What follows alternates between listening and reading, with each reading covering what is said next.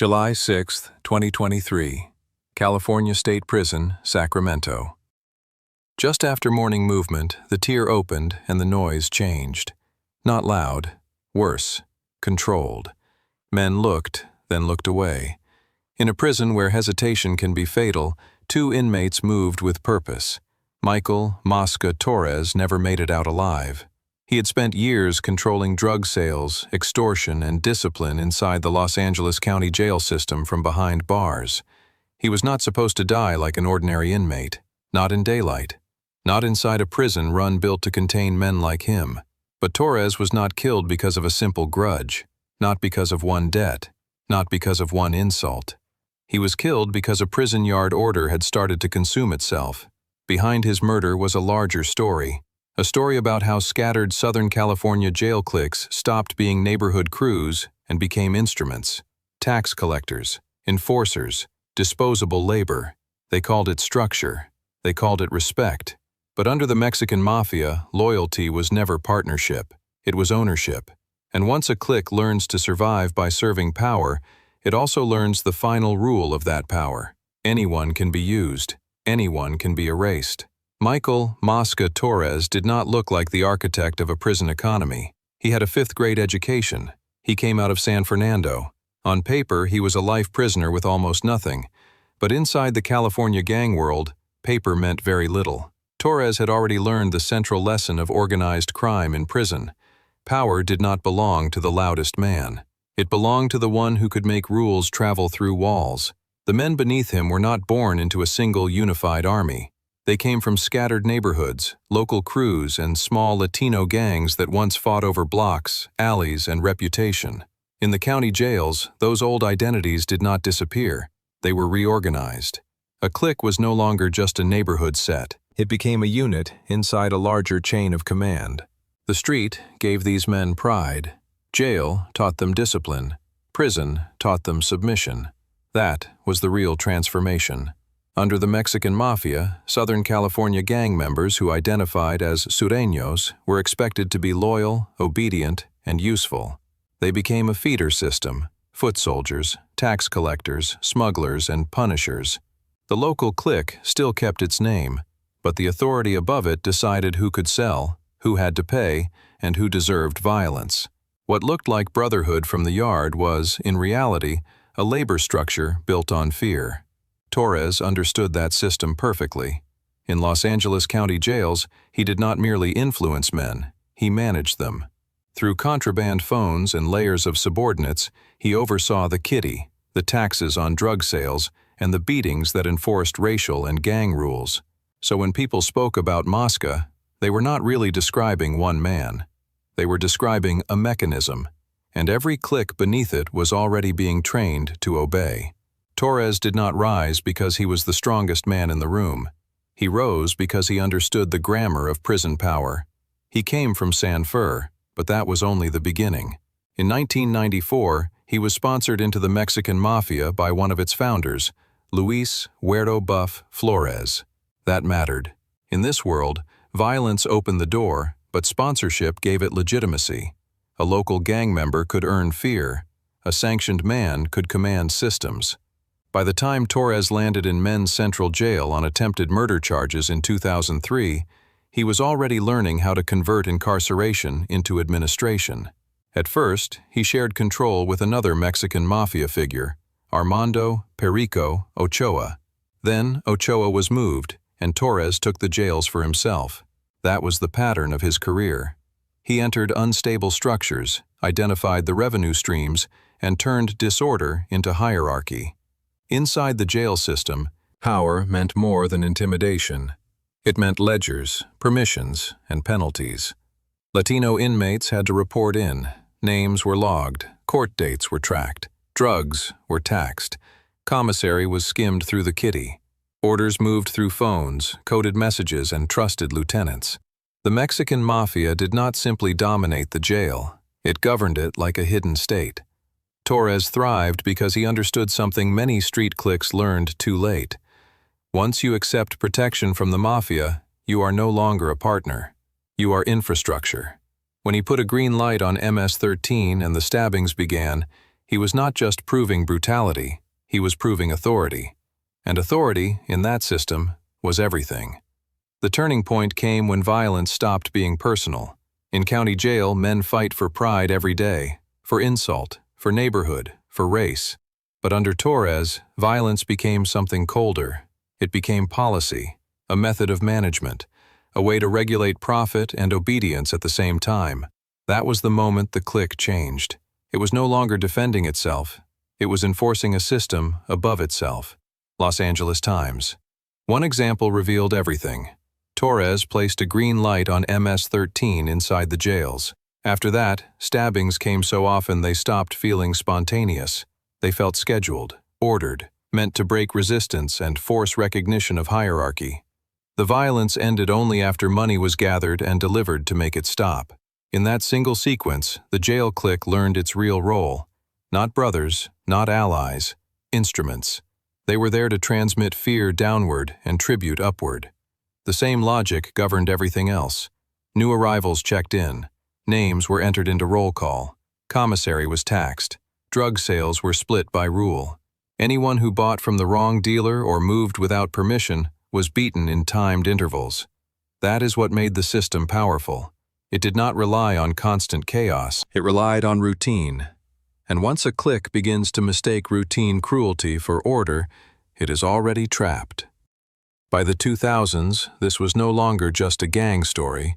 It was also a California story. The state had spent decades building a prison system so crowded that federal courts forced it to shrink. Then came realignment in 2011. Lower-level offenders who once would have gone to state prison stayed in county custody instead. On paper, that was reform. In practice, it also pushed prison populations, prison politics, and prison gang culture into county jails that were never designed to absorb them at that scale. The pressure moved. The hierarchy moved with it. That mattered in Los Angeles more than almost anywhere else. The county jail system was vast, unstable, and full of men cycling between street crews, court dates, dormitories, and lockups. In that environment, the Mexican Mafia found something more valuable than chaos. It found a governing opportunity. Roll calls tracked names, gangs, booking numbers, and court movements. Taxes were standardized. Money moved through outside facilitators. Violence enforced compliance when paperwork and routine were not enough. This was organized crime adapting to public policy faster than public institutions could adapt to organized crime. Torres rose at exactly that moment. He did not build his influence in isolation. He expanded inside a system where overcrowding, bureaucratic fragmentation, and constant inmate turnover made hidden government possible. The sheriff ran the jail officially. But beneath that, men like Torres ran obedience. And once the state created a larger arena for jail politics, every clique inside it was forced to choose: resist the structure or become part of it. Power protected Torres for years. Then it began to isolate him. From a cell hundreds of miles away, Michael Mosca Torres still controlled the Los Angeles County jails through contraband phones, handwritten roll calls, and layers of loyal intermediaries. That distance gave him reach, but it also changed the texture of his authority. He no longer stood in the dorms where fear was created. He had to trust others to carry his orders, collect his money, and report honestly. In the Mexican Mafia, that is the beginning of danger. The farther power travels, the more it depends on men who might steal from it, manipulate it, or decide they no longer need it. Torres understood that risk, which is why he became a micromanager. He demanded names, totals, percentages. He wanted to know who was handling the drugs, who was collecting the kitty, and who was late sending tribute. In seized messages, his tone was not theatrical. It was administrative. Produce the money, explain the delay, or be dealt with. That was the colder truth of the hierarchy. Men were not trusted because they were loyal. They were watched because loyalty was temporary. In a criminal system built on extortion, even subordinates learned to treat their own bosses as obstacles to be outlasted. Los Angeles Times. And Torres had accumulated enemies at every layer. He had climbed by replacing others, stepping into vacuums and forcing rivals to recognize his authority. He had sanctioned violence, taxed entire networks, and dictated who could profit inside the largest jail complex in the country. That kind of rule produces obedience in public. In private, it breeds silent coalitions. Men begin to calculate succession long before a leader falls. They test loyalties, they measure weakness. They ask the oldest question in organized crime. If the boss can no longer protect everyone, why keep feeding him? By 2023, the structure Torres helped refine was still functioning. Money was still moving. Orders were still being relayed. But the machine had turned inward. Law enforcement would later suspect his murder grew out of an internal struggle over control of the LA County jails. That means the betrayal did not begin on the yard. It began earlier, in whispers, in missing money, in quiet repositioning. The execution was only the final signature on a decision already made. On July 6, 2023, at around 9 a.m., inside California State Prison, Sacramento, the system Michael Mosca Torres had spent years mastering finally closed around him. He was attacked and stabbed to death by two inmates, Ray Martinez and Juan Angel Martinez, both men already serving life sentences for murder and other crimes. Ray Martinez, according to law enforcement sources, was himself a Mexican Mafia member known as Cisco. That fact changed the meaning of the killing immediately. This was not random prison violence. It carried the shape of authorization. By later reporting, Torres was killed in the exercise yard. In prison, the yard is not just open space. It is a theater of visibility. Men are seen there. Messages are sent there. To die there, in daylight, is to be made an example of. The Mexican Mafia had long ruled through selective violence, public enough to travel through rumor, precise enough to preserve order. Torres had used that logic himself. Now he was on the receiving end of it. The important detail is not only that Torres was killed, it is how cleanly the meaning of the murder was understood. Authorities did not describe a personal argument. They suspected an internal power struggle over control of the Los Angeles County jails. That means the blades were only the last step. The real execution had begun earlier, in disputes over money, over loyalty, over who would inherit a revenue machine that taxed men already locked inside cages. For years, Torres had governed by distance, issuing orders through phones, lieutenants, and fear. On that morning, distance failed him.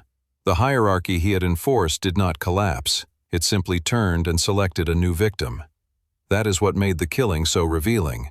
In organized prison power, murder is rarely the breakdown of order. Sometimes it is order. Torres died in Sacramento, but the shockwave hit Los Angeles almost immediately.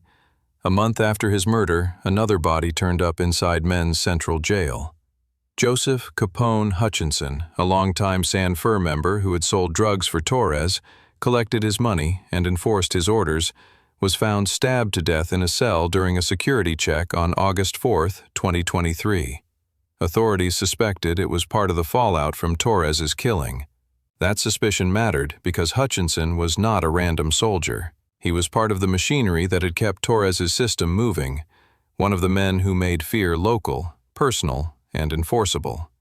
Once he was gone too, the message was unmistakable. The network around Torres was being stripped, layer by layer. The violence did not stop there. Just days after Torres was killed, Stephanie Rodriguez, the woman he referred to as his wife and who had reportedly helped manage his money and communications, was shot to death inside a San Fernando house tied to Torres's family. Later reporting suggested the killing may have grown out of a personal dispute rather than a formal mob order. But in organized crime, even private violence becomes political once it touches a dead boss's household. Her death showed how quickly a criminal empire can lose the boundary between business and blood. Once the center collapses, grief, paranoia, and old resentments rush into the vacuum. And yet, the most chilling part of the aftermath was not the blood. It was the continuity. In March 2024, prosecutors charged 13 people with collecting drug money and extorted commissary goods inside the Los Angeles County jails on Torres's behalf. The allegations described the same structures he had refined years earlier: the kitty, The drug taxes, the roll calls, the outside facilitators, the handwritten tracking systems, and the beatings used to enforce payment. Even after the man was gone, the architecture remained. The machine had survived its operator. That is the real aftermath of organized crime at this level. A leader dies, a lieutenant is stabbed, a household falls apart. Arrests follow.